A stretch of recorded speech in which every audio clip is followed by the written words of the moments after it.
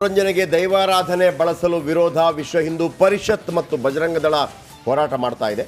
TV ಸಿನಿಮಾದಲ್ಲಿ ದೈವಾರಾಧನೆ ಪ್ರದರ್ಶನ ಆಗಬಾರದು. ಕಂಡಲ್ಲಿ ದೈವಾರಾಧನೆ ಪ್ರದರ್ಶನ ಮಾಡಿದರೆ ಮುತ್ತಿಗೆ ಹಾಕ್ತೀವಿ. ವಿಎಚ್ಪಿ ಮುಖಂಡ ಶರಣ ಪಂಪೇಲ್ ಎಚ್ಚರಿಕೆ ಕೊಟ್ಟಿದ್ದಾರೆ. ನಟ ರಿಷಬ್ ಶೆಟ್ಟಿಗೂ ಖಡಕ್ ಎಚ್ಚರಿಕೆ ನೀಡ್ತಾ ಇದ್ದೇವೆ. ಮುಂದೆ ಸಿನಿಮಾದಲ್ಲಿ ದೈವಾರಾಧನೆ ಪ್ರದರ್ಶಿಸಬಾರದು ಅಂತ. ಇನ್ನು ದಕ್ಷಿಣ ಕನ್ನಡ ಡಿಸಿಗೆ ಮನವಿ ನೀಡಿದ್ದಾರೆ ದೈವಾರಾಧಕರು. ದೈವಾರಾಧಕರ ಸಂಘಟನೆಗೆ ಹಿಂದೂ ಸಂಘಟನೆ ಸಾಥ್ ಕೊಟ್ಟಿದೆ. ಕಾವೇರಿ ಕನ್ನಡ ಮೀಡಿಯಂ ಧಾರಾವಾಹಿ ತಂಡಕ್ಕೆ ಎಚ್ಚರಿಕೆಯನ್ನು ಕೊಟ್ಟಿದೆ. ಯಾವುದೇ ಕಾರಣಕ್ಕೂ ದೈವಾರಾಧನೆ ದೃಶ್ಯಗಳು ತೆರೆ ಮೇಲೆ ಬರಬಾರದು, ಧಾರಾವಾಹಿ ತೆರೆ ಮೇಲೆ ಬರಬಾರದು, ಪ್ರದರ್ಶನ ಆಗಬಾರದು ಅಂತ ಹೇಳಿ. ಓಕೆ, ಇದರ ಬಗ್ಗೆ ಶರಣ ಪಂಪೇಲ್ ಮಾತಾಡಿದರೆ ಏನು ಹೇಳಿದರೆ ಕೇಳಿಸ್ಬೇಕು. ಇವತ್ತು ಚಲನಚಿತ್ರ ಇರ್ಬೋದು, ಧಾರಾವಾಹಿಗಳು ಇರ್ಬೋದು, ನಾಟಕಗಳು ಇರ್ಬೋದು, ಶಾಲೆಯಲ್ಲಿ ನಡೆಯುತ್ತಿರುವಂತಹ ಬೇರೆ ಬೇರೆ ಸಾಂಸ್ಕೃತಿಕ ಕಾರ್ಯಕ್ರಮ ಇರ್ಬೋದು, ಛದ್ಮವೇಷ ಸ್ಪರ್ಧೆ ಇರ್ಬೋದು, ಇದರಲ್ಲೆಲ್ಲ ದೈವದ ಒಂದು ರೀತಿಯಲ್ಲಿ ವೇಷಭೂಷಣವನ್ನು ಹಾಕಿ ಯಾವ ರೀತಿ ದೈವದ ಕೋಲ ನೇಮೋತ್ಸವ ನಡೆಯುತ್ತದೆ ಅದೇ ರೀತಿಯ ಅನುಕರಣೆಯನ್ನು ಮಾಡಿ ಒಂದು ರೀತಿಯಲ್ಲಿ ನಮ್ಮ ನಂಬಿಕೆಗಳಿಗೆ ಧಕ್ಕೆ ತರುವಂಥ ಕೆಲಸಗಳು ಇವತ್ತು ಈ ರೀತಿ ಆಗ್ತಾ ಇದೆ. ಹಾಗಾಗಿ ಇದನ್ನು ಖಂಡಿಸಿ ಇದು ಮುಂದಿನ ದಿವಸಗಳಲ್ಲಿ ಆಗಬಾರ್ದು. ಮತ್ತು ಯಾರು ಈ ರೀತಿಯ ಕಾರ್ಯಕ್ರಮಗಳನ್ನು ಮಾಡ್ತಾರೆ ಮತ್ತು ಯಾರು ಈ ರೀತಿಯ ಕಾರ್ಯಕ್ರಮಗಳಿಗೆ ಅವಕಾಶ ಕೊಡ್ತಾರೆ ಅಂಥವರ ವಿರುದ್ಧ ಕ್ರಮ ತೆಗೆದುಕೊಳ್ಳಬೇಕು ಎಂಬ ದೃಷ್ಟಿಯಿಂದ ತುಳುನಾಡ ದೈವಾರಾಧನಾ ಸಂರಕ್ಷಣಾ ವೇದಿಕೆಯ ವತಿಯಿಂದ ಇವತ್ತು ನಾವು ಜಿಲ್ಲಾಧಿಕಾರಿಗಳಿಗೆ ಮನವಿಯನ್ನು ಮಾಡಿದ್ದೀವಿ. ಹಾಗಾಗಿ ಅವರೊಟ್ಟಿಗೆ ಇವತ್ತು ನಾವು ವಿಶ್ವ ಹಿಂದೂ ಪರಿಷತ್, ಬಜರಂಗ ದಳ ಮತ್ತು ಹಿಂದೂ ಸಂಘಟನೆಗಳು ಕೂಡ ಅವರ ಹೋರಾಟಕ್ಕೆ ನಾವು ಇವತ್ತು ಬೆಂಬಲವನ್ನು ಕೊಡ್ತಾ ಇದ್ದೀವಿ. ಭೂತಾರಾಧನೆ ದೈವಾರಾಧನೆ ವಿಷಯದ ಬಗ್ಗೆ ಈ ದಿನ ತುಳುನಾಡು ಸಂರಕ್ಷಣಾ ವೇದಿಕೆಯ ಮುಖಾಂತರ ನಾವು ಮಾನ್ಯ ಜಿಲ್ಲಾಧಿಕಾರಿಯವರಿಗೆ ಮನವಿಯನ್ನು ಸಲ್ಲಿಸಿದ್ದೇವೆ. ಮನವಿ ಸಲ್ಲಿಸಿದ ಉದ್ದೇಶ ಏನಂದರೆ, ನಮ್ಮ ದೈವಕ್ಕೆ ಎಲ್ಲ ಕಡೆಯಿಂದ ಈಗ ಅಪಮಾನ ಆಗ್ತಾಯಿದೆ. ನಾವು ಪ್ರತಿ ಬಾರಿಯೂ ಇದರ ಬಗ್ಗೆ ಒಟ್ಟು ಸೇರಿ ಎಲ್ಲರೂ ಚರ್ಚಿಸಿ ಈ ರೀತಿ ಆಗಬಾರ್ದು ಅಂತ ಎನ್ನುವ ಒಂದು ಮಹತ್ವಾಕಾಂಕ್ಷೆಯ ಒಂದು ಮಾತನ್ನು ಸೇರಿಕೊಂಡು ಎಲ್ಲರೂ ಮಾತಾಡಿ ತಿರ್ಗಾ ಈಗ ನಮಗೆ ದೈವದ್ದು ಧಾರಾವಾಹಿ ಬರ್ತದೆ, ದೈವದ್ದು ಚಲನಚಿತ್ರ ಆಗ್ತಾಯಿದೆ ಅಂದರೆ ಇದು ನಮಗೆ ತುಂಬ ನೋವಾಗ್ತಾಯಿದೆ. ಹಾಗಾಗಿ ದೈವಾರಾಧನೆ ಸಿನಿಮಾಗಳಲ್ಲಿ ಬಂದಂಥ ತಕ್ಷಣ ನಮ್ಮ ಹೋರಾಟ ಇದ್ದೇ ಇರುತ್ತದೆ. ಅದಕ್ಕಾಗಿ ತಯಾರಿಯೆಲ್ಲ ನಮ್ಮವರೆಲ್ಲ ಮಾಡಿಕೊಟ್ರೆ ಅವರ ವಿರುದ್ಧವಾಗಿ ನಾವು ಕೇಸ್ ದಾಖಲಾತಿ ಮಾಡ್ತೇವೆ. ಅದು ಯಾರೇ ಆಗಿರಲಿ, ನಲಿಕೆ ಸಮುದಾಯ ಇರಲಿ, ಪರವ ಪಂಬದ ಸಮುದಾಯ ಯಾವುದೇ ಇರಲಿ, ಅವರ ಮೇಲೆ ನಾವು ಕಠಿಣ ಕ್ರಮವನ್ನು ಕೈ ಎತ್ಕೊಳ್ತೇವೆ. ಮತ್ತು ಮುಂದಿನ ದಿನಗಳಲ್ಲಿ ಶಿವದೂತ ಗುಳಿಗೆಗೆ ನಿಮಗೆ ಎಚ್ಚರಿಕೆಯನ್ನು ನೀಡ್ತಾ ಇದ್ದೇವೆ. ಅದರಲ್ಲಿ ಕೆಲವೊಂದು ಬದಲಾವಣೆ ಮಾಡ್ತೀರಾ ಅಂತ ಹೇಳ್ತಾನೆ ಇದ್ದೀರಿ, ನೀವು ಮಾಡ್ತಾ ಇಲ್ಲ. ಕೊಡಿಯಲ್ ಬೈಲವರೇ, ನಿಮಗೊಂದು ಸ್ಪಷ್ಟವನ್ನು ಕೊಡ್ತಾ ಇದ್ದೇವೆ. ತುಳುನಾಡಿನ ದೈವಾರಾಧನೆ ನೀವು ವೇದಿಕೆಯಲ್ಲಿ ತಂದದ್ದೇ ನಿಮ್ಮದು ದೊಡ್ಡದು ತಪ್ಪು, ಒಂದನೇದು. ಮತ್ತು ನೀವು ಬದಲಾವಣೆ ಮಾಡ್ತೀರಾ ಅಂತ ಹೇಳಿದ್ರಿ, ಅದರಲ್ಲಿ LED ಎಲ್ಲ ಲೈಟ್ ಹಾಕ್ಕೊಂಡು ಗುಳಿಗನನ್ನು ಪ್ರದರ್ಶನ ಮಾಡುವ ಮೂಲಕ ನೀವು ಮತ್ತೆ ತೋರಿಸಿದೆ. ನಿಮಗೆ ತುಳುನಾಡಿನ ದೈವಾರಾಧನೆ ಮೇಲೆ ನಂಬಿಕೆ ಇದ್ದರೆ ಅದನ್ನು ನಿಲ್ಲಿಸಿ, ಇಲ್ಲವಾದರೆ ನಿಮ್ಮ ವಿರುದ್ಧವೂ ಕೂಡ ನಾವು ಶೆಟ್ರೆ. ದಿನೇಶ್ಗೆ ಪ್ರಶ್ನೆ ಹೋಗೋಕ್ಕೂ ಮುಂಚೆ ನಿಮಗೊಂದು ಪ್ರಶ್ನೆ ನಂದೇನಂದ್ರೆ, ಈ ದೈವಾರಾಧನೆ ಸಾವಿರಾರು ವರ್ಷಗಳಿಂದ ದಕ್ಷಿಣ ಕನ್ನಡದಲ್ಲಿ ಇದೆ. ಅದು ಮುನ್ನೆಲೆಗೆ ಬಂದಿದ್ದು, ಅದರ ಪರಿಚಯ ಆಗಿದ್ದು, ಅದರ ಪವಿತ್ರತೆ ಗೊತ್ತಾಗಿದ್ದು ಒಂದು ಕಾಂತಾರ ಸಿನಿಮಾ ಮೂಲಕ ಇಡೀ ಪ್ರಪಂಚದಾದ್ಯಂತ ಅದರ ಬೆಲೆ ಅಂತಾರಲ್ಲ ಗೊತ್ತಾಗಿದ್ದು ಸಿನಿಮಾ ಮೂಲಕ. ಯಾಕೆ ವಿರೋಧ ಅಂತ ಒಂದು ನನಗನ್ಸುತ್ತೆ, ಅದನ್ನು ಈ ಸಿನಿಮಾ ಬಂದ ನಂತರ ಕೆಲವು ಸ್ಟೇಜ್ಗಳಲ್ಲಿ ಮತ್ತೊಂದರಲ್ಲಿ ಆ ಕಡೆ ಈ ಕಡೆ ಮಾಡಿದ್ರು. ಅದಕ್ಕೆ ನನ್ನ ಪ್ರಕಾರ ಆಮೇಲೆ ಅದನ್ನು ಅಪಹಾಸ್ಯ ಮಾಡಬಾರ್ದು ಅನ್ನೋ ಕಾರಣಕ್ಕಾಗಿ ಅದನ್ನು ಒಪ್ಕೊಳ್ಳೋಣ.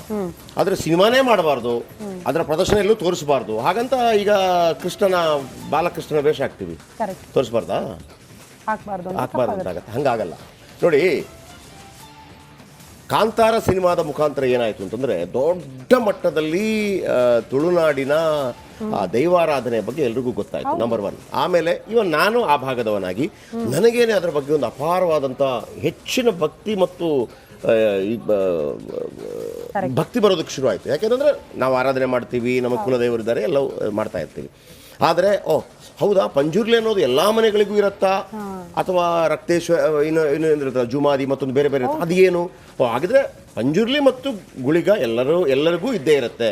ಆಮೇಲೆ ಕಲ್ಲುಟ್ಟಿ ಪಂಜುರ್ಲಿ ಬೇರೆ ಬೇರೆ ಇರುತ್ತೆ ಅಂತೇಳಿ ದೊಡ್ಡ ಮಟ್ಟದಲ್ಲಿ. ಆಮೇಲೆ ದೇಶ ವಿದೇಶಗಳಲ್ಲಿರುವಂಥ ತುಳುವರು ಈಗ ಯಾರೋ ಒಬ್ಬ ತುಳುವ ಐ ಮೀನ್ ತುಳುನಾಡಿನವರು ಅಥವಾ ಕರಾವಳಿ ಭಾಗದವರು ದೈವಾರಾಧನೆ ನಮ್ಮವರು ಕೆಲವು ತುಳುವರು ಅಂತಲ್ಲ ಕನ್ನಡ ಮಾತಾಡೋರು. ಈ ವೃಷಭ್ ಶೆಟ್ಟಿ ಎಲ್ಲ ಅವ್ರದ್ದು ಎಲ್ಲ ತುಳು ಮಾತಾಡೋರಲ್ಲ, ಅವ್ರು ಕನ್ನಡ ಮಾತಾಡೋರು. ಈಗ ಯಾರಾದರೂ ಅಮೆರಿಕದಲ್ಲಿ ಹೋಗಿರ್ತಾರೆ ಅಂತ ಇಟ್ಕೊಳ್ಳಿ, ಅವ್ರ ಮಕ್ಕಳು ಅಲ್ಲಿರ್ತಾರೆ ಅಂತ ಇಟ್ಕೊಳ್ಳಿ, ಅವ್ರಿಗೊಂದು ಕರೆಕ್ಟ್ ಆಗುತ್ತೆ, ಅವರೆಲ್ಲ ಬಿಟ್ಬಿಟ್ಟಿರ್ತಾರೆ, ಓ ಹಿಂಗಿದೆಯಾ ನನ್ನ ಊರಲ್ಲಿ ಅಂತೇಳಿ. ಆಮೇಲೆ ನನ್ನ ಹತ್ರನೇ ತುಂಬ ಜನ ನನ್ನ ಕಲೀಗ್ಗಳು ಹೇಳ್ದಂಗಿದೆ, ನನಗದನ್ನು ನೋಡಬೇಕು, ಏನು ಅದ್ಭುತವಾಗಿದೆ ರೀ ಅಂತೇಳಿ. ಆಮೇಲೆ ಇಂಥ ದೊಡ್ಡ ಘಟನೆಗಳಾದಾಗ ಆ ಸಂದರ್ಭದಲ್ಲಿ ಒಂದು ಸಣ್ಣ ಪುಟ್ಟ ಇಂಥದ್ದು ಕೂಡ ಆಗುತ್ತೆ. ಅದನ್ನು ನಾವು ಎಚ್ಚರಿಕೆ ವಹಿಸಬೇಕು. ಅದು ಬಿಟ್ಬಿಟ್ಟು ನೀವು ಮಾಡಲೇಬಾರ್ದು. ಅದೇನಾಗುತ್ತೆ, ಕೆಲವು ಆರೋಪಗಳು ಹೆಂಗೆ ಬರುತ್ತೆ ಅಂದರೆ ಇದು ದುಡ್ಡಿಗಾಗಿ ಮಾಡ್ತಾ ಇದ್ದಾರೆ, ನೀವು ಮಾಡಬಾರ್ದು, ಮಾಡುವಂಗಿಲ್ಲ, ಎಚ್ಚರಿಕೆ ಕೊಡ್ತೀವಿ. ಎಚ್ಚರಿಕೆ ಅಂತಲ್ಲ, ಹಾಗಿದ್ರೆ ನಿಮಗೆ ಅದನ್ನು ಅದ್ಭುತವಾಗಿ ಮಾಡಬೇಕಾ, ನೀವೊಂದು ಸಿನಿಮಾ ತೆಗೀರಿ, ನೀವೊಂದು ಅದ್ಭುತವಾದ ಸಿನಿಮಾ ತೆಗೀರಿ, ಹಿಂಗೆ ತೋರಿಸ್ಬೇಕು ಅಂತ ಮಾಡಿ. ನೀವು ಅದನ್ನು ಮಾಡಲ್ಲ, ಯಾರಾದರೂ ಅದರ ಬಗ್ಗೆ ಅದ್ಭುತವಾಗಿ ತೋರಿಸುವಂಥ ಪ್ರಯತ್ನಗಳು ಮಾಡಿದಾಗ ಅದಕ್ಕೆ ನೀವು ಏನು ವಿರೋಧಗಳನ್ನು ಮಾಡ್ತೀರಿ. ಅಪಹಾಸ್ಯ ಮಾಡಬಾರ್ದು ಅನ್ನೋದಕ್ಕೆ ವಿರೋಧ ಇದ್ರೆ ಓಕೆ. ಈಗ ಮಳೆ ನಮಗೆ ಇಂಪಾರ್ಟೆಂಟ್ ಅಲ್ವಾ? ಇಂಪಾರ್ಟೆಂಟ್. ಮಳೆ ಬಂದಾಗ, ಜೋರು ಮಳೆ ಬಂದಾಗ ನೆರೆ ಉಂಟಾಗಿ ಒಂದು 10 ಜನ ಸತ್ತೋಗ್ಬಿಡ್ತಾರೆ. ಹಾಗಂತ ಮಳೆ ಬರಬೇಡಿ ಅಂತ ಹೇಳಕ್ಕಾಗತ್ತಾ? ಸಾಧ್ಯ ಇಲ್ಲ. ಅದು ಆ ಕ್ಷಣಕ್ಕಾಗೋದು. ನೋಡಿ, ಮಳೆ ಬಂದು ಯಾರಾದರೂ 10 ಜನ ಸತ್ತು ಹೋದ್ರೆ ನಾವು ದುಃಖಿಸೋದಿಲ್ಲ, ಬೇಸರ ಇರುತ್ತೆ. ಆದರೆ ಬರ ಬಂದು ಸಾಯಬಾರ್ದು. ಈಗ ಯಾರಾದರೂ ಅದನ್ನು ಪ್ರಚುರಪಡಿಸಿ ಎಲ್ಲ ಕಡೆ ಅದರ ಮನವರಿಕೆ ಮಾಡಿಕೊಟ್ಟು ಆ ವಿಶೇಷತೆಗಳು ಉಳಿಯೋದು. ಮೊದಲೆಲ್ಲ ಪುಸ್ತಕದಲ್ಲಿ ಬರೆದಿರ್ತಾ ಇದ್ರು. ಯಾಕೆ ಪುಸ್ತಕದಲ್ಲಿ ಬರೆದಿರ್ತಾ ಇದ್ರು? ಯಾಕೆಂದರೆ ಆ ದೈವಾರಾಧನೆ ಮತ್ತೊಂದು ಇನ್ನೊಬ್ಬರಿಗೆ ಗೊತ್ತಾಗಲಿ ಅಂತೇಳಿ. ಸಿನಿಮಾ ಬಹಳ ದೊಡ್ಡ ಕಲೆ, ಭಾಳ ಈಸಿಯಾಗಿ ನಾವು 100 ವರ್ಷ ಪುಸ್ತಕದಲ್ಲಿ ಬರೆದಿದ್ರು ಕೂಡ ಕಾಂತಾರದ ಒಂದು ಸಿನಿಮಾ ದೈವಾರಾಧನೆಗಳ ಬಗ್ಗೆ ಏನು ಎಲ್ಲರಿಗೆ ಮನವರಿಕೆ ಮಾಡಿಕೊಡ್ತು ಸಾಧ್ಯ ಆಗ್ತಾ ಇರಲಿಲ್ಲ. ಸೊ ಹಾಗಿರುವಾಗ ಅದನ್ನು ಸಾಧ್ಯವಾಗಿಸಿದೆ. ಅಪಪ್ರಚಾರಗಳು ಅಥವಾ ಅದರ ಬಗ್ಗೆ ಅವಹೇಳನಗಳಾದರೆ ಖಂಡಿತವಾಗಲೂ ಎಲ್ಲರೂ ಅದರ ಬಗ್ಗೆ ಮಾತಾಡಬೇಕು. ಅದರಲ್ಲಿ ಎರಡು ಮಾತಿಲ್ಲ. ಈಗ ಯಾವುದೇ ಧರ್ಮ ನಿಂದನೆಗಳಾದರೆ, ದೈವ ನಿಂದನೆಗಳಾದರೆ ಅಥವಾ ಅದರ ಬಗ್ಗೆ ಈಗ ಅದರ ವಿಶೇಷತೆಗಳು ಗೊತ್ತಾಗ್ತಾ ಇದೆ. ಎಷ್ಟು 2% ಜನ ಅದನ್ನು ಅಪಹಾಸ್ಯ ಮಾಡ್ತಾ ಇದ್ರೆ, ನಾನು ಹೇಳಿದ್ದು 98% ಅದನ್ನ ಅವಹಾಯಿಸ್ತಾ ಇದಾರಲ್ಲ, ಭಕ್ತಿಯಿಂದ ನಮಿಸ್ತಾ ಇದಾರಲ್ಲ, ಅದ್ರ ಬಗ್ಗೆ ದಕ್ಷಿಣ ಕನ್ನಡಕ್ಕೆ ಹೋಗ್ತಾ ಇದೆ. ಅದ್ರ ಬಗ್ಗೆ ನಾವು ಮಾತಾಡಬೇಕಲ್ಲ. ಅದರ ಪ್ಲಸ್ ಮತ್ತು ಮೈನಸ್ ಎರಡು ನೋಡಬೇಕು. -2% ಆಗಿದ್ರೆ ಪ್ಲಸ್ 98% ಇದೆ ಅಲ್ವಾ? 98% ಇದೆ. ಆ ಸಿನಿಮಾ ನೋಡುವಾಗ ಯಾಕೆ ಕೆಲವರೆಲ್ಲ ಚಪ್ಪಲಿ ಎಲ್ಲ ತೆಗೆದು ಕೂತು ನೋಡ್ತಾ ಇದ್ರು? ಅದು ಇದೆಯಲ್ವಾ? ಸೊ ಹಾಗಾಗಿ ಆಮೇಲೆ ಈಗ ಎಚ್ಚರಿಕೆ ಕೊಡುವಂಥದ್ದು, ಬದಲಾವಣೆ ಮಾಡುವಂಥದ್ದು, ಆ ದೈವ ನರ್ತಕರ ಬಗ್ಗೆ ಕಾರ್ಯಕ್ರಮ ನಾನೊಂದು ಮಾಡಿದ್ದೆ. ಅವ್ರಿಗೆ ಎರಡು ಆ ಸಿನಿಮಾ ಬಂದ ಕಾರಣಕ್ಕಾಗಿ ದೈವ ನರ್ತಕರ ಬಗ್ಗೆ ಕಾರ್ಯಕ್ರಮ ಮಾಡಲಿಕ್ಕಾಯಿತು. ಅದು ಮಹಾಶಾಸನ ಕೊಡಬೇಕು ಅಂತೆಲ್ಲ ಆಯಿತು. ಅದ್ರ ಬಗ್ಗೆ ಈಗಲೂ ಇದೆ, ಅದು ಸುನಿಲ್ ಕುಮಾರ್ ಅವರಿದ್ದಾಗ ಮಾಡಿದರು. ನಂಬರ್ 1. ಆಮೇಲೆ 2ನೇದು, ಆ ದೈವ ನರ್ತಕರ ಬಗ್ಗೆ ಅಪಾರವಾಗಿ ಗೌರವ ಇಟ್ಟುಕೊಂಡು ಕೇಳೋದು. ನಾವು ಯಾವಾಗ ಗೊತ್ತಾ ಗೌರವನ ಉಳಿಸ್ಕೊಳ್ಳೋದು? ದೈವ ನರ್ತಕರಾಗಿದ್ದವರು ಮರುದಿವಸ ಒಟ್ಟಾರೆಯಾಗಿದ್ದಿರಬಾರ್ದು, ಗೌರವಯುತವಾಗಿರಬೇಕು. ಯಾವ ರೀತಿಯಲ್ಲಿ ಮತ್ತೊಬ್ಬರಿಗೆ ಕುಡಿದು ಬಿದ್ದಿದ್ದಾನೆ ಹಾಗೆಲ್ಲ ಕಾಣಿಸ್ಕೋಬಾರ್ದು. ಅದು ನಾವು ನಿಜವಾಗಿ ದೈವಗಳಿಗೆ ಕೊಡುವಂಥ ಗೌರವ. ಈಗಲೂ ನಾನು ಹೇಳುವಂಥ ಮಾತೇನಪ್ಪ ಅಂತಂದರೆ, ಅಪಹಾಸ್ಯ ಆದರೆ ದೈವಗಳ ಬಗ್ಗೆ, ಆಮೇಲೆ ಒಟ್ಟಾರೆ ಅದರ ಬಗ್ಗೆ ಕಳಪೆಯಾಗಿ ಚಿತ್ರೀಕರಿಸುವಂಥ ಪ್ರಯತ್ನಗಳಾದರೆ ಅದಕ್ಕೆ ವಿರೋಧ ಇರಬೇಕು. ಅದರ ಜೊತೆಗೆ ಕೂಡ ಒಂದು ಹೇಳ್ತೀನಿ ಶ್ರುತಿ, ನಾನು ಹೇಳಿದ್ನಲ್ಲ, ಮಳೆ ಬಂದಾಗ ಒಂದು 4 ತೊಂದರೆಗಳು ಉಂಟಾಗುತ್ತೆ. ಆದರೆ ಮಳೆ ಶಾಶ್ವತ. ಆ ಅನಿರೀಕ್ಷಿತವಾಗಿ ಕೆಲವು ಘಟನೆಗಳಿರುತ್ತಲ್ಲ, ಅದೊಂದು ಟೆಂಪರರಿ. ಟೀಕೆಗಳು ಸಾಯ್ತವೆ, ಕೆಲಸಗಳು ಉಳಿತವೆ. ದೊಡ್ಡ ಸಿನಿಮಾಗಳು ಬಂದಾಗ, ಈಗ ನೀನಿಲ್ಲ ಅಂತ ಬಂದಿಟ್ಕೊಳ್ಳಿ, ಅದು ಎಷ್ಟು ದಿವಸ ಉಳಿಬೋದ್ರಿ? ಒಂದು 4 ದಿವಸ ಆಗತ್ತೆ ಆ ಟ್ರೋಲಿಂಗು. ಆದರೆ ಉಪೇಂದ್ರ ಪಿಕ್ಚರು ಪರ್ಮನೆಂಟು, ಆ ಹಾಡು ಪರ್ಮನೆಂಟು. ಹಾಗೇನೆ ದೈವಾರಾಧನೆ ಬಗ್ಗೆ ಕೂಡ ಅತ್ಯದ್ಭುತವಾಗಿ ತನ್ಮಯತೆಯಿಂದ ಮಾಡಿರುವಂಥದ್ದು. ರಾಘವೇಂದ್ರ ಸಿನಿಮಾ ಮಾಡಿದ್ರು, ಡಾಕ್ಟರ್ ರಾಜ್ಕುಮಾರ್ ಮಾಡಿದ್ರು, ಶ್ರೀನಾಥ್ ಮಾಡಿದ್ರು. ರಾಘವೇಂದ್ರ ಸ್ವಾಮಿಗಳ ಬಗ್ಗೆ ನಮ್ಗೆ ಗೊತ್ತಾಯಿತು. ಪುಸ್ತಕದಲ್ಲಿ ಬರೆದಿಡೋದು ಯಾಕೆ? ಪಾಡ್ದನ ಯಾಕಿರೋದು? ಪಾಡ್ದನ ಯಾಕಿದೆ ಅಂತಂದರೆ ಮುಂದಿನ ತಲೆಮಾರಿಗೆ ಗೊತ್ತಾಗಲಿ ಅಂತೇಳಿ. ಹಾಗೇನೆ ಸಿನಿಮಾ ಕೂಡ ಬಹಳ ಭಕ್ತಿಯಿಂದ ಅವರು ಮಾಡಿರ್ತಾರೆ. ಆದರೆ ಅವಹೇಳನಗಳು ಸಲ್ಲ, ನಾನು ಒಪ್ಕೋತೀನಿ. ನೀವು ಮಾಡಲೇಬಾರ್ದು ಸಿನಿಮಾ, ಅದನ್ನೆಲ್ಲ ಒಪ್ಕೊಳ್ಳೋಕ್ಕಾಗಲ್ಲ. ನೀವು ಸಿನಿಮಾ ಮಾಡಲೇಬಾರ್ದು, ನೀವು ಪ್ರದರ್ಶನ ಮಾಡಲೇಬಾರ್ದು, ನಾವು ಎಚ್ಚರಿಕೆ ಕೊಡ್ತೀವಿ. ನೀವು ಕೂಡ ಅಷ್ಟೇ ಶ್ರೇಷ್ಠತೆಯಿಂದಿರಬೇಕು ಅಲ್ವಾ? ಈಗಲೂ ಮತ್ತೊಮ್ಮೆ ಹೇಳ್ತಾ ಇದ್ದೀವಿ ನಾವು, ಅವಹೇಳನ, ಅಪಹಾಸ್ಯ ಸಲ್ಲದು. ಆದರೆ ಅದ್ಭುತವಾಗಿ ಒಂದು ವಿಚಾರವನ್ನು ಮತ್ತೊಬ್ಬರಿಗೆ ಮನದಟ್ಟು ಮಾಡಿಕೊಡೋದಿದ್ರೆ ತಪ್ಪೇನದಿರಲಿ, ಅದು ಬ್ಲ್ಯಾಕ್ ಮೇಲ್ ಆಗದಿರಲಿ ಅನ್ನೋದು ನಮ್ಮ ಆಶಯ. ದಿನೇಶ್ ನಮ್ಮ ಜೊತೆ ಇದ್ದಾರೆ. ದಿನೇಶ್, ಏನು ಹೇಳ್ತೀರಿ? ಯಾವ ವಿಚಾರಕ್ಕೆ? ನಾನು ಅಂದ್ಕೊಂಡಿದ್ದೀನಿ ಈ ಥರ ಅಪಹಾಸ್ಯಗಳಾಗಬಾರ್ದು ಅಥವಾ ಅದನ್ನು ಒಂದು ರೀತಿಯಲ್ಲಿ ಕೆಟ್ಟದಾಗಿ ಬಿಂಬಿಸಬಾರ್ದು. ಇದಕ್ಕೆ ನಿಜ, ಅದನ್ನು ಒಪ್ಕೋಬೇಕು. ಆದರೆ ಮಾಡಲೇಬಾರ್ದು ಅಂತ ಹಾಗೇನಾದರೂ ಹೇಳ್ತಾ ಇದ್ರೆ ಹೇಗೆ?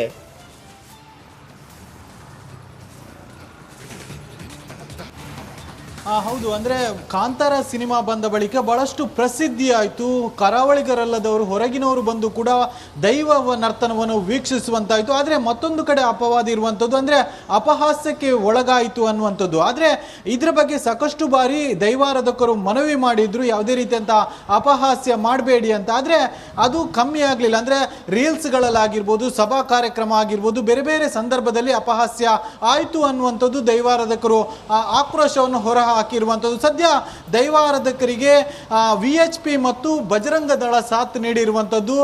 ಜಿಲ್ಲಾಧಿಕಾರಿಗಳಿಗೆ ಮನವಿ ಕೂಡ ಮಾಡಿರುವಂಥದ್ದು, ಯಾವುದೇ ರೀತಿ ಅಪಹಾಸ್ಯ ಮತ್ತು ದೃಶ್ಯಗಳನ್ನು ಸಿನಿಮಾ ಮತ್ತು ಧಾರಾವಾಹಿಗಳಲ್ಲಿ ಪ್ರದರ್ಶನ ಮಾಡಕೂಡುದು ಅನ್ನುವಂಥ ಒಂದು ಮನವಿಯನ್ನು ಕೂಡ ಮಾಡಿರುವಂಥದ್ದು. ಮಾಡಿದ್ರೆ ಅವರ ವಿರುದ್ಧ ಸೂಕ್ತವಾದ ಕ್ರಮ ಕೈಗೊಳ್ಳಬೇಕು ಅನ್ನುವಂಥ ಆಗ್ರಹಿಸಿ ಮನವಿಯನ್ನು ಕೂಡ ಜಿಲ್ಲಾಧಿಕಾರಿಗಳಿಗೆ ನೀಡಿರುವಂಥದ್ದು. ಸದ್ಯ ಇವರು ಹೇಳ್ತಾ ಇರುವಂಥದ್ದು ಅಂದರೆ ಪರ್ಟಿಕ್ಯುಲರ್ ಆಗಿ ಅಪಹಾಸ್ಯ ಅಥವಾ ಏನು ಮಾಡಲೇಬಾರ್ದು ಅನ್ನುವಂಥದ್ದು ಹೇಳಿಲ್ಲ. ಸದ್ಯ ಯಾವುದೇ ರೀತಿಯಾಗಿ ದೃಶ್ಯಗಳನ್ನು ಅಂದ್ರೆ ದೈವಾರಾಧನೆ. ಒಂದೇ ನಿಮಿಷ, ದಯಾನಂದ್ ಕತ್ತಲ್ ಸರ್ ಅವರಿದ್ದಾರೆ.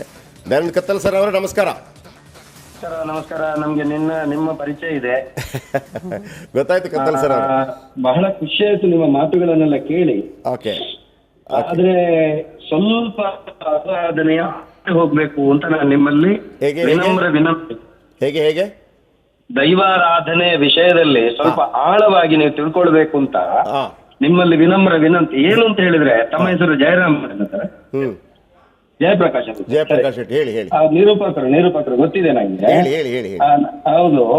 ವಿಷಯ ಅಂತ ಹೇಳಿದ್ರೆ ಜಯಪ್ರಕಾಶ್ ಅವರೇ, ಕಾಂತಾರ ಚಲನಚಿತ್ರ ಬಂದ ನಂತರ ತುಂಬಾ ಪ್ರಚಾರ ಆಯ್ತು, ಸರಿ ಅಲ್ಲ ಅಂತ ಹೇಳೋದಿಲ್ಲ, ಅದನ್ನು ನಾವು ಒಪ್ತೇವೆ. ಆದ್ರೆ ಕಾಂತಾರ ಚಲನಚಿತ್ರ ತುಳುನಾಡಿನವರಾಗಿ ತಾವೊಂದು ಸೂಕ್ಷ್ಮವಾಗಿ ಗಮನಿಸಿದ್ರ ಗುರುಗಳೇ? ಹೇಳಿ. ಅಲ್ಲಿ ನಮ್ಮ ಹಿರಿಯರು ದೈವಾರಾಧನೆಯ, ಈಗ ನೋಡಿ, ಅದು ನಮ್ಮ ಹಿರಿಯರು ಯಾವುದೇ ಕಾರಣಕ್ಕೊಂದು ಗುಡಿಸುವಾಗ ಹಿಡಿಸೂಡಿಯನ್ನ ಗಂಡಸರಿಗೆ ತಾಗಿಸ್ಲಿಕ್ಕಿಲ್ಲ, ಯಾರಿಗೂ ಗಂಡಸರಿಗೆ ತಾಗಿಸ್ಲಿಕ್ಕಿಲ್ಲ. ಅದು ಕೂಡ ದೈವ ನರ್ತಕನ ತಾಯಿಯಂತೂ ಆ ಹಿಡಿಸುಡಿಯಲ್ಲಿ ಬಡಿಯುವಂತ ವ್ಯವಸ್ಥೆ ಮತ್ತು ಆ ಬ್ಯಾ ಅನ್ನುವಂತ ಶಬ್ದ ತುಳುನಾಡಿನಲ್ಲಿ ಬಳಕೆ ಮಾಡುವುದು ಅದಕ್ಕೆ ಬಹಳ ನಿಷಿದ್ಧ ಅಂತ ಗೊತ್ತಿದೆ ನಿಮ್ಗೆ. ಯಾಕಂತ ಹೇಳಿದ್ರೆ ಒಂದು ಎರಡು ಬಂದ್ರೆ ಅದು ಆಕ್ಷೇಪ ಅಂತಲ್ಲ, ಬರ್ತದೆ, ಒಂದು ಫ್ರೆಂಡ್ಲಿ ಆಗಿ ಬಂದಾಗ ಬರ್ತದೆ. ಇದು ಒಬ್ಬ ದೈವ ನರ್ತಕನ ವ್ಯವಸ್ಥೆಯಲ್ಲಿ ಬರ್ತದೆ ಅನ್ನುವಂಥದ್ದು.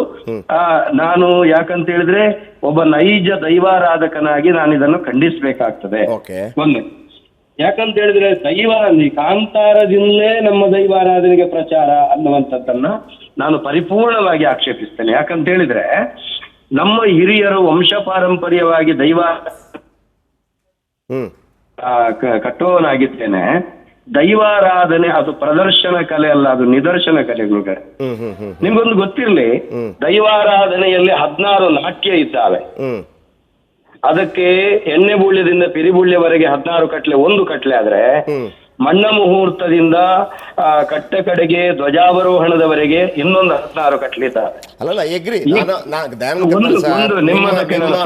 ನಿಮ್ಮ ಬಗ್ಗೆ ಆಗ್ಬೇಕಂತಿದ್ರೆ ಮೂಲ ಸಂಗತಿ ಈಗ ಪಾಡ್ದನದ ಮುಖಾಂತರ ಮತ್ತೊಬ್ರಿಗೆ ಗೊತ್ತಾಗೋದು. ಒಬ್ಬ ವ್ಯಕ್ತಿ ಎಷ್ಟು ವರ್ಷ ಬದುಕ್ತಾನೆ ಅಲ್ಲ, ನಾನು ಹೇಳ್ತೀನಿ, ಪಾಡ್ದನದಿಂದ ಮತ್ತೊಬ್ಬ 500 ವರ್ಷ ಕಳೆದ ನಂತರ ಕೂಡ ಪಾಡ್ದನದಲ್ಲಿ ಏನಿದೆ ಅಂತ ನಮ್ಗೆ ಅರ್ಥ ಆಗುತ್ತೆ. ಒಂದು ಪಾಡ್ದನ ಕಲೆ ಅಥವಾ ಅದನ್ನು ಬರೆದು ಮುಂದಿನ ಪೀಳಿಗೆಗೆ ತಲುಪಿಸುವಂಥದ್ದು. ಇಲ್ಲಿ ತಪ್ಪುಗಳಾದರೆ ಅದನ್ನು ಸರಿಪಡಿಸ್ಕೊಳ್ಬೇಕು ಅಲ್ವಾ? ಸರಿಪಡಿಸ್ಕೊಳ್ಳುವಂಥ ಅವಕಾಶ ನಿಮ್ಮಂಥ ಹಿರಿಯರುಗಳಿದ್ದೀರಿ, ಹೇಳಬೇಕು ಈ ಥರ ಅಲ್ಲಪ್ಪ, ಈ ಥರ ಹೋಗಬೇಕು ಅಂತೇಳಿ. ಪ್ರದರ್ಶನವೇ ಮಾಡಬಾರ್ದು ಅಂತ ಹೇಳೋದು ಏನಾಗುತ್ತೆ ಗೊತ್ತಾ? ಮತ್ತೆ ಯಾರಿಗೆ ಅದನ್ನು ತಿಳಿಸುವಂಥದ್ದು? ಈಗ ನೆಕ್ಸ್ಟ್ ನಮಗೆ ದೈವಾರಾಧನೆಗೆ ಜನಗಳೇ ಸಿಕ್ಕದೇ ಇದ್ದರೆ ಅದನ್ನ ಮುಂದಿನ ಜನಮಾನಸ ಹೇಳಲಿಕ್ಕೆ ಬಿಡ್ತಾ ಇಲ್ಲ. ಒಂದು ವಿಷಯ ಕೇಳಿ, ನಾನು ಹೇಳೋದು, ದೈವಾರಾಧನೆಗೆ ಜನಗಳೇ ಸಿಗ್ತಾ ಇಲ್ಲ ಅನ್ನುವಂಥದ್ದು ಶುದ್ಧ ಸುಳ್ಳು. ನಮ್ಮಲ್ಲಿ ಡಬ್ಲಿಂಗ್ ಆಗ್ತಾ ಇದೆ, ತುಂಬಾ ಇದೆ. ಇರ್ಬೋದು, ಹೀಗಿರ್ಬೋದು ಸರ್. ಒಂದು ನಿಮಿಷ ಗುರುಗಳೇ, ಈ ಹಿಂದೆ ಇತ್ತು ಅಂತ ಒಂದು ಅದು ದೈವಾರಾಧಕರು ನಾವಲ್ಲ ಗುರುಗಳೇ, ನಾವು ಕಟ್ಟೋದಲ್ಲ, ನಂಗೆ ಗೊತ್ತಿದೆ. ಒಂದನೇದಾಗಿ ದಯವಿಟ್ಟು ಕೇಳಿ ಒಂದು ವಿಷಯ. ದೈವಾರಾಧನೆ ಅನ್ನುವಂಥದ್ದು ನಮ್ಮ ಹಿರಿಯರ, ನನ್ನ ತಂದೆಯವರೆಗೆ ನಮಗೆ ವಂಶ ಪಾರಂಪರ್ಯವಾಗಿ ಪ್ರಾರ್ಥನೆಗಳನ್ನುವಂಥದ್ದು ಕೇವಲ ನೇಮ ಕಟ್ಟುವವರ ಸೊತ್ತಲ್ಲ. ಅದು ನಾಳೆ ಜಯಪ್ರಕಾಶ್ ಶೆಟ್ಟಿ ಅವರು ಪಾರ್ಧನ ಆಡಬಹುದು, ಎಲ್ಲರೂ ಪಾರ್ಧನ ಆಡಬಹುದು. ಹೌದು ಅದು ಜನಪದೀಯ ತಾಡಕವಾದಂತ ದೈವಿಕ ಕಲೆ, ನಿಮ್ಗೆ ಗೊತ್ತಿರಲಿ. ಹೌದು. ಈಗ ಸಿರಿಪಾರ್ಧನ ತುಂಬಾ ಮಂದಿ ಹಾಡಿದ್ದಾರೆ, ರಾಮಕ್ಕ ಮುಗೇರ್ತಿ ಹಾಡಿದ್ದಾರೆ, ಮತ್ತೆ ತುಂಬಾ ಮಂದಿ ಹಾಡಿದ್ದಾರೆ. ಈಗ ನಿಮ್ಮ ವಾದ ಏನು ಗುರುಗಳೇ, ಅದೇ ಹೇಳಿ ನನಗೆ. ನನ್ನ ಮಾಡ್ಲೇಬಾರ್ದು ಅಂತನಾ? ನನ್ನ ವಾದ ಇಲ್ಲ. ಮಾಡ್ಲೇಬಾರ್ದು ನಾನು ಅಂತನಾ? ವಿಷಯವನ್ನ ಹೇಳೋದು ಒಂದೇದು, ನಿಮ್ಗೊಂದು ವಿಷಯ ಗೊತ್ತಿರಲಿ. ಮೊದಲು ದೈವಾರಾಧನೆ 16 ಕಟ್ಲೆಯ ಯಾವುದೇ ನಾಟ್ಯಕ್ಕೆ ಸಂಗೀತ ಇತ್ತು, ಸಾಹಿತ್ಯ ಇರಲಿಲ್ಲ ಗುರುಗಳೇ. ಅಲ್ಲ ನನಗೆ ಈಗ ನೀವು ವಿಚಾರಕ್ಕೆ ಬನ್ನಿ ಸರ್. ಇದು ಚಿಂತನ ಮಂಥನ ಅಲ್ಲ, ಇದು ನ್ಯೂಸ್. ಇದು ನಿಮ್ಮ ವಿರೋಧ ಯಾವುದಕ್ಕೆ? ವಿರೋಧ ಇಲ್ಲದಿದ್ರೆ ಯಾವುದನ್ನು ಸರಿ ಮಾಡ್ಕೊಂಡು ಮಾಡ್ಬೋದು, ಅದೇ ಹೇಳಿ ನನಗೆ. ವಿರೋಧ ಯಾವುದಕ್ಕೆ? ಮಾಡಲೇಬಾರ್ದು ಅಂತ ವಿರೋಧ. ದೈವಾರಾಧನೆ, ಯಕ್ಷಗಾನ, ನಾಟಕ, ಸಮ್ಮೇಳನ, ಚಲನಚಿತ್ರಗಳಲ್ಲಿ ದೈವಾರಾಧನೆಯ ಮೂಲ ಸ್ವರೂಪದಲ್ಲಿ ಪ್ರದರ್ಶನ ಮಾಡಬಾರದು. Okay okay okay. ದೈವಾರಾಧನೆ ಪ್ರದರ್ಶನಕ್ಕೆ ಬರಬಾರ್ದು ಅಂತ ನಾನು ಹೇಳುದಲ್ಲ. ದೈವಾರಾಧನೆಯ ಮೂಲ ಸ್ವರೂಪ ಅನಿ ಅಲಂಕಾರ, ಸಿರಿ ಸಿಂಗಾರ, ಅದರ ಏನಿದೆ ತಲೆಪಟ್ಟ ಗಗ್ಗರ, ಏನು ಮೂಲ ಆಭರಣಗಳೊಂದಿಗೆ ದೈವಾರಾಧನೆಯ ಪ್ರದರ್ಶನ ಮಾಡಬಾರದು. ಓಕೆ. ಇದು ಯಾಕೆ ಮಾಡಬಾರದು ಅಂತ ಹೇಳಿದ್ರೆ, ಈ ಬಗೆಗಾಗಿ 2003ರಿಂದ ನಾವು ತುಳುನಾಡ ದೈವಾರಾಧನಾ ರಕ್ಷಣಾ ಚಾವಡಿ ಅಂತ ಕಟ್ಕೊಂಡು ಕೇವಲ ನೇಮ ಕಟ್ಟುವವರು ಮಾತ್ರ ಅಲ್ಲ, ಅದರಲ್ಲಿ ಬಂಟರಿದ್ರು, ಬಿಲ್ಲವರಿದ್ರು, ಎಲ್ಲ ಸಮುದಾಯದವರು ಸೇರಿಸಿ ಚರ್ಚಿಸಿ ಆಗಿನ ಜಿಲ್ಲಾಧಿಕಾರಿಯವರಿಗೆ ಮನವಿ ಕೊಟ್ಟು ಅವರು ಎಲ್ಲ ಇಲಾಖೆಗಳಿಗೆ ಅವರು ಸರ್ಕ್ಯುಲರ್ ಬಿಟ್ಟಿದ್ದಾರೆ. ಅವರು ಎಲ್ಲ ಇಲಾಖೆ ಸರ್ಕ್ಯುಲರ್ ಬಿಟ್ಟಿದ್ದಾರೆ. ನಾನು ಯಾಕೆ ಹೇಳ್ತಾ ಇದ್ದೇನೆ, ದೈವಾರಾಧನೆ ಅನ್ನುವಂಥದ್ದು ಯಾವಾಗ ಪ್ರದರ್ಶನಕ್ಕೆ ಬಂತು ಆವಾಗ ಎದೆಗೆ ಕೈ ಹಾಕೊಂಡು ಟ್ರೋಲ್ಸ್. ನೀವು ಹೇಳಿದಿರಿ ಅದು ಚಿಕ್ಕದು, ಒಳ್ಳ ಬಂದಾಗ ಅಲ್ಲ. ಒಳ್ಳ ಬಂದಾಗ ಬಂದ ಚಿಕ್ಕ ದೇಶ ಇದು, ದೊಡ್ಡ ಭಾರತದ ಭೂಪಟದಲ್ಲಿರುವಂತಹ ಕಪ್ಪು ಚುಕ್ಕೆಯನ್ನು ತೋರಿಸುವವರು ಇರುವುದು ಸಮಾಜದಲ್ಲೇ. ತುಂಬಾ ಅವಹೇಳನಕ್ಕೆ ಹೇಳ್ತಾರೆ, ನೀನು ಹಾಗೆ ಮಾಡಿದ್ರಿಂದಲ್ಲ ಮಾರ ಹೀಗೆ ಆಗೋದು.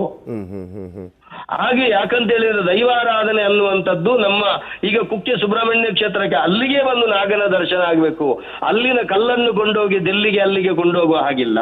ತುಳುನಾಡಿನ ದೈವಾರಾಧನೆ ಕೊಡಿಯಡಿಗೆ ಬಂದು ಅದನ್ನು ಕೌತುಕದಿಂದ ಒಂದು ಭಾವುಕ ಭಕ್ತಿಯಿಂದ ಅಲ್ಲಿ ನೋಡ್ಬೇಕು. ಅಲ್ಲ ಅಲ್ಲಿಗೆ ಬರೋದಕ್ಕೆ ಅದು ತಲುಪಬೇಕಲ್ಲ ಅಲ್ಲಿಗೆ. ಈಗ ಅಮೆರಿಕದವನಿಗೆ ಹೆಂಗ್ ಗೊತ್ತಾಗತ್ತೆ? ತಲುಪ್ತಾ ಇದೆ ನೋಡಿ ಗುರುಗಳೇ. ಈಗ ಅಲ್ಲ ಅಮೆರಿಕದವನಿಗೆ ಹೆಂಗ್ ಸಿನಿಮಾದಿಂದ ಗೊತ್ತಾಗಿದ್ದಲ್ವಾ? ನಾನು ಕೇಳೋದಕ್ಕೆ ದಾರಿ ನೋಡಿ. ಈಗ ದೈವಾರಾಧನೆ ಕ್ಷೇತ್ರದಲ್ಲಿ ಒಂದಷ್ಟು ಕತ್ತಲ್ ಸರ್ ಹಿರಿಯರಿದ್ದೀರಿ, ವಿತಂಡವಾದಗಳು ಬೇಡ ಯಾರಿಗೂ ಕೂಡ, ನನಗೂ ಬೇಡ ನಿಮ್ಗೂ ಬೇಡ. ಆಮೇಲೆ ನಾನು ಹೇಳೋದನ್ನು ಗೊತ್ತಾ, ದೈವಾರಾಧನೆಗೆ ಅವಮಾನ ಎಲ್ಲೂ ಆಗಬಾರ್ದು, ಅಪಪ್ರಚಾರದ ಬಗ್ಗೆ ಆಗಬಾರ್ದು. ಆದರೆ ಒಳ್ಳೆಯ ರೀತಿಯಲ್ಲಿ ಅದು ಮತ್ತೊಬ್ಬರನ್ನ ತಲುಪುತ್ತೆ ಅಂತಂದ್ರೆ ಅದನ್ನ ಯಾರು ಕೂಡ ವಿರೋಧ ಕೂಡ ಮಾಡಬಾರ್ದು. Thank you very much. ದೈವಾರಾಧನೆ ಎಲ್ಲರಿಗೂ ಗೊತ್ತಿರುವಂಥದ್ದೇ. ಮೊನ್ನೆ ರಾಮ ಮಂದಿರ ಉದ್ಘಾಟನೆ ಆಯಿತು, ಲೈವ್ ಹೋದ ಕಾರಣಕ್ಕಾಗಿ ಎಲ್ರಿಗೂ ಗೊತ್ತಾಯ್ತು ಏನಾಯ್ತು ಅಂತೇಳಿ. ಹಾಗಂತ ಎಲ್ಲೂ ಕೂಡ ಅಪಪ್ರಚಾರಗಳು, ಅಪಹಾಸ್ಯಗಳಾಗಬಾರ್ದು ಅದರಲ್ಲಿ. ಆಮೇಲೆ ಕತ್ತಲ್ ಸರ್ ಅವರು ಹೇಳಿದಾಗೆ ಅದರಲ್ಲಿ ಏನಾದರೂ ಇದೇ ಥರ ಆಗಬೇಕು ಅಂತಿದ್ರೆ ಹಿರಿಯರಿದ್ದಾರೆ, ನೀವೆಲ್ಲ ಕೂತ್ಕೊಂಡು ಮಾತಾಡಿ, ಅದಕ್ಕೊಂದು ನಿರ್ಧಾರವನ್ನು ಕೈಗೊಳ್ಳಿ. ಆದರೆ ಮಾಡಲೇಬಾರ್ದು ಅಂತ ಈ ಹಿಂದೂ ಧರ್ಮದಲ್ಲಿ ಯಾವುದು ಮಾಡಲೇಬಾರ್ದು.